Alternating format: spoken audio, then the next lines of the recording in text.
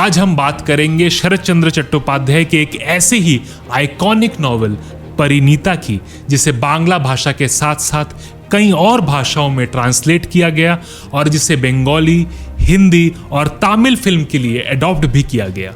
इस कहानी के केंद्र में है ललिता, एक 13 साल की अनाथ लड़की जो अपने अंकल के साथ एक नॉर्मल से घर में रहती है, और शेखर जो कि एक अमीर जमींदार का बेटा है और पड़ोस के आलिशान घर में रहता है।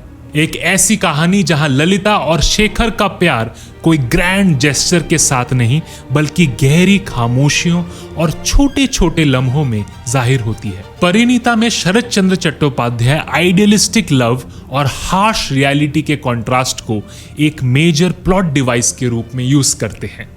ललिता के मामा का धर्म बदलने का डिसीजन, तो मैं अपनी किसी भी लड़की की शादी उसके साथ कर सकता हूँ। छी, उस नीच के साथ ब्राह्मण की बेटी की शादी?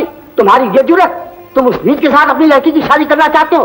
तो अपने गले का फंदा सारी जात के गले में बांधना चाहते हो? और शेखर के फादर का इस बात को तूल देकर छत पर दीवार खड़ी कर देना, रास्ता बंद कर देना, एक सीधा साधा मैसेज है कि किस तरह लोग आपसी जलन और बदला लेने के लिए धर्म, कास्ट और क्लास डिवाइड का यूज करते हैं। किस तरह शादी जैसे पर्सनल डिसीजंस पर फैमिली का कंट्रोल होता था।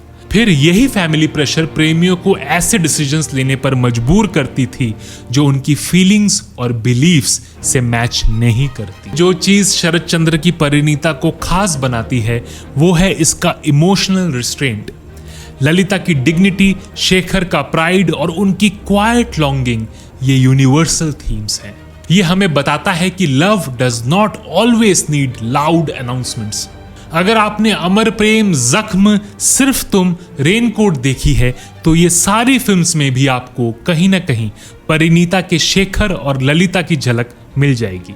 और तो और अगर आपने शोले में अमिताभ बच्चन और जया भादुरी के ट्रैक को याद करेंगे तो वहां भी आपको वही इमोशनल रेस्ट्रेंट दिखेगा। जहां शब्द थम जाते हैं वहीं से ललिता और शेखर की कहानी शुरू होती है। आखिर वो क्या बातें हैं जो इस नॉवल को एक अनडाइंग लिटरेरी फिनोमिनन बनाती हैं? क्या पब्लिक डिस्प्ले ऑफ अफेक्शन के बिना प्यार हो सकता है? क्या कहानियां समाज का ही एक आईना है? क्या होता है जब आइडियलिज्म और रियलिटी का टकराव होता है? क्या स्टीरियोटाइप्स कहानी को रिलेटेबल बनाते हैं या प्रेडिक्टेबल?